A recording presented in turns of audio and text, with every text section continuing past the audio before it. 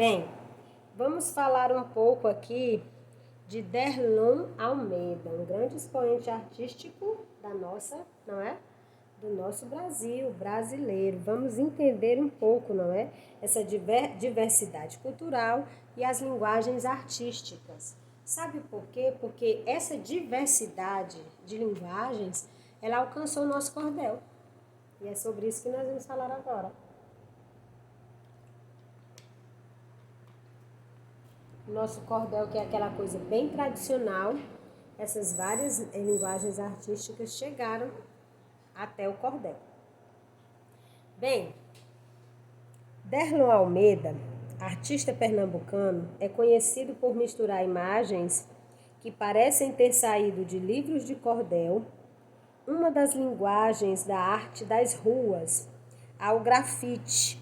Ele usa colagens e pinturas em cores contrastantes, principalmente em preto e branco. Olha só, essa aqui é uma nova linguagem, digamos assim, roupagem de literatura de cordel, ou pelo menos das ilustrações, não é, dos livros de cordel. Mas na hora que você olha para essa imagem, você não imagina que essa imagem está em um paredão. A nossa prática usual é sempre pensar, nossa, aqui é um livrinho daqueles livretos, os famosos livretos que ficam nas feiras nordestinas, que tem lá o aramezinho, não é, o varal estendido, e ficam lá pregados com os pregadores a literatura de cordel. Imediatamente você é reportado, essa imagem já te remete a esse livreto, quando na verdade não o é. Ele sim é uma pintura feita em um paredão. Aí já é uma nova proposta. Essa xilogravura, que ele chama, não é? Trata-se de um tipo de gravura feita em uma matriz de madeira. É uma linguagem artística usada também em livros da literatura de cordel, muito comum na região Nordeste. Mas aqui nós vemos porque essa proposta de linguagem artística, se você olhar, na hora que você olha, os traços são únicos, o traço da literatura dos desenhos que compõem a literatura de cordel. São únicos e basta você olhar que você já se remete logo a eles. As imagens que inspiram Derlon Almeida foram criadas por outros artistas na linguagem da gravura. Olha só, aqui já é um grafite que bebeu na fonte da literatura de cordel, para que vocês entendam essa linguagem e qual é a proposta dela. É um grafite, digamos que seja um cordel moderno, digamos assim, uma nova proposta de cordel. Dentre elas, é possível citar xilogravuras como as do também pernambucano J. Borges, que cria imagens e textos em cordel para contar as histórias do Nordeste brasileiro.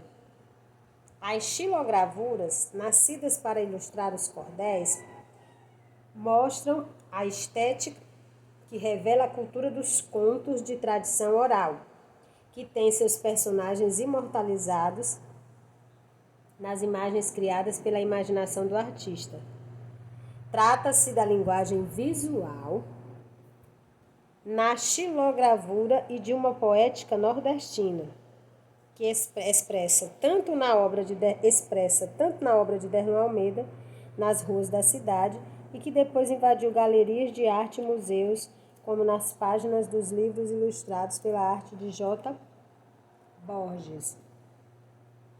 Aqui, meus amores, eu quero voltar bem aqui em uma frasezinha do texto, que diz o seguinte: trata-se da linguagem visual na xilogravura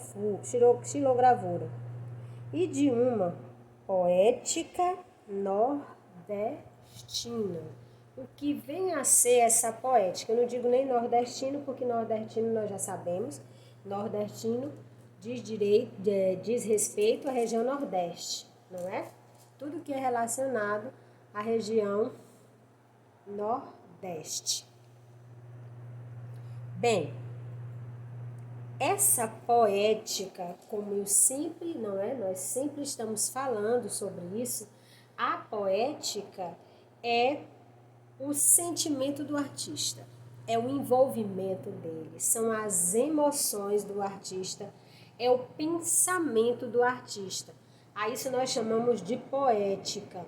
Lembra que eu falei para vocês que todos os recursos que um artista possa vir a ter, materiais, se ele não tiver a poética, ou seja, se ele não conseguir sentir e traduzir aquele sentimento em forma de arte, a arte não vai acontecer.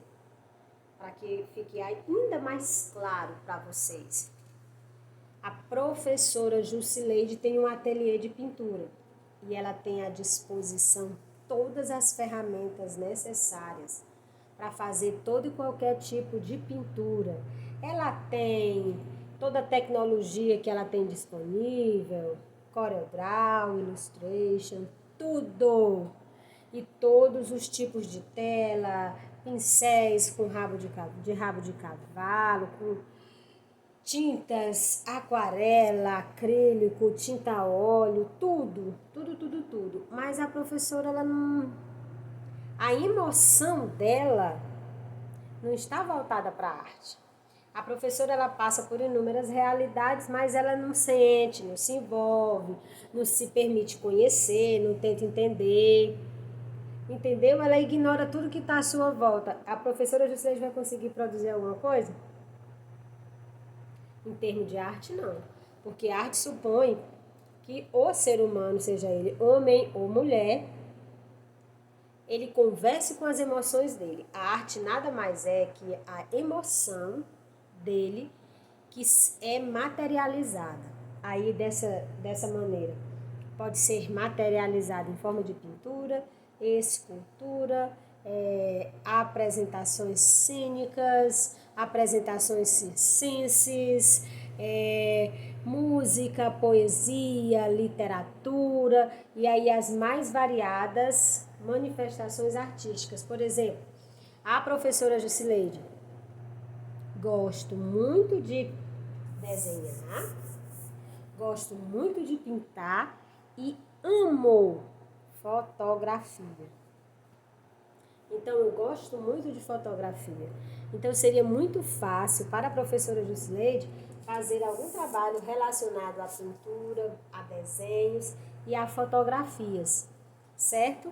Talvez a professora Jusileide, se não tivesse esse conhecimento de arte, talvez ela não tivesse muita condição de se expressar, por exemplo, na parte da interpretação, linguagem cênica, circense, talvez eu não tivesse tanta habilidade, porque aí você precisa ter...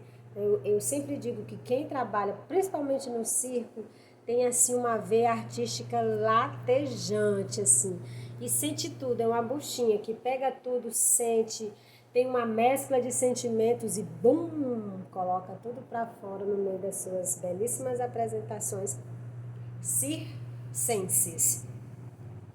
Meus amados, antes de fechar aqui a nossa aula, eu quero só explicar a atividade que eu pedi no nosso primeiro encontro. Eu sei que houve algumas dúvidas e confesso que a dúvida foi exatamente pelo fato, não é? Eu apresentei a página onde estavam as atividades para vocês, mas não especifiquei qual delas era necessário ser feita. Por exemplo, houve alguns alunos que procuraram a coordenação e a coordenadora me procurou, eu enviei um vídeo para vocês, mas eu quero só conversar com vocês aqui mais uma vez, caso algum aluno não tenha tido a oportunidade de ouvir e de ver o pequeno videozinho que eu fiz explicativo. Pois bem, a atividade que eu propus está na página 79. Até aqui está ótimo. Só que quando vocês foram resolver a atividade, vocês se depararam com 3 atividades, porque o projeto experimental de arte, artes visuais, é uma atividade a ser feita. O segundo, projeto experimental de arte, gravuras, é uma outra proposta artística que era para ser feita. E aqui, nessa especificamente, há 2 atividades. A primeira delas, que tem esses 5 passos que estão bem em destaque aqui, realmente não poderia ter sido feita porque os materiais que eles pedem seria necessário, não é? Sair para comprar e não poderia fazer isso, seria um ótimo trabalho para ser desenvolvido em sala de aula, extremamente interessante. E aí houve uma grande dúvida, um grande ponto de interrogação. Então, no vídeo explicativo, eu deixo claro que, num primeiro momento, não seria, não é, necessário fazer a primeira atividade, nem a primeira atividade do projeto gravura. Não era para fazer nem o projeto artes visuais e nem a primeira atividade do projeto gravuras. E sim fazer a atividade proposta pelo próprio artista Derlon Almeida, com as técnicas dele, não é? Aqui sim era a atividade que era para ter sido feita, e desde já eu agradeço a todos que fizeram e enviaram para mim. Muitíssimo obrigada. Espero que vocês tenham compreendido o que é para ser feito. Caso algum aluno ainda não tenha feito, pode enviar que eu recebo também. Não há nenhum problema. Nesse caso específico desta atividade, eu não vou delimitar um tempo. Por quê? Porque houve essa confusão com relação a qual atividade deveria ser feita, tá bom, meus amores? Aqui encerra a nossa aula. Espero que vocês tenham gostado. Espero que vocês tenham compreendido. Se não tiver compreendido, manda as tuas dúvidas aqui para os comentários do YouTube. Ah, professora Marcela, nem vê os comentários. Eu vejo. O tempo é que está escasso demais para responder. Então, eu posso ver algumas demandas e voltar depois nelas para tentar explicar.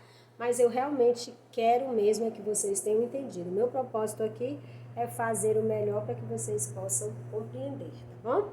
Um beijão grande e até a nossa próxima aula.